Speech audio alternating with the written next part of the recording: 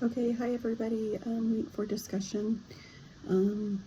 So I felt like your story highlighted how powerful emotions like fear, grief, and loss of control can shape the way that people communicate with one another, especially during times of crisis. I feel like I can relate to this in a more personal level. From what you described, fear seemed to influence your actions in several ways. So feeling excluded from the decision-making process surrounding your mother's care created a sense of loss of control, and that likely intensified the emotional response. And so when people feel powerless or shut out during an already painful situation, fear can quickly turn into resentment and withdrawal.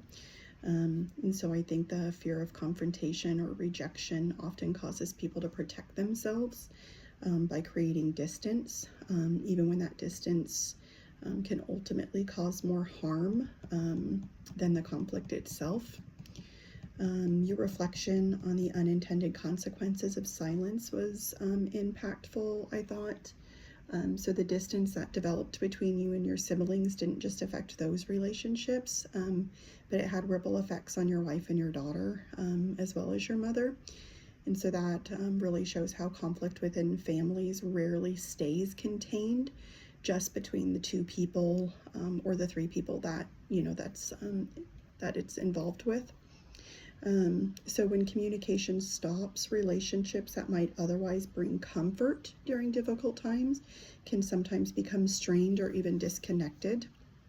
I think that many people realize the impact of unspoken words too late, because during the moment of conflict, they're focused on protecting themselves emotionally.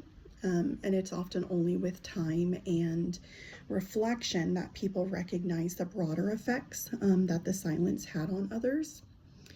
I think that unresolved conflicts within families can also influence future generations by shaping how communication and emotional expressions are modeled. Children often learn how to handle conflict by observing the adults that are around them. So patterns of avoidance or silence can unintentionally be passed down if they're not addressed.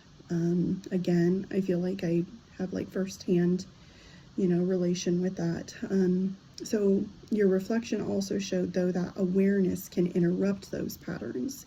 And so taking the first step towards reconciliation after years of distance isn't easy. And I think that it begins with vulnerability.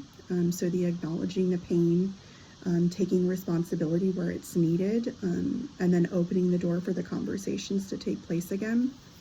And even when the outcome is uncertain, I think that first step can create the opportunity for healing and for rebuilding those relationships that have been lost.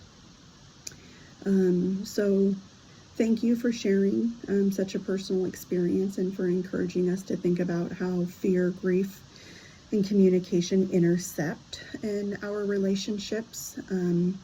Your story was a reminder to me of how important it is to face the difficult conversations, even when they feel uncomfortable, because avoiding them can sometimes create deeper wounds over time.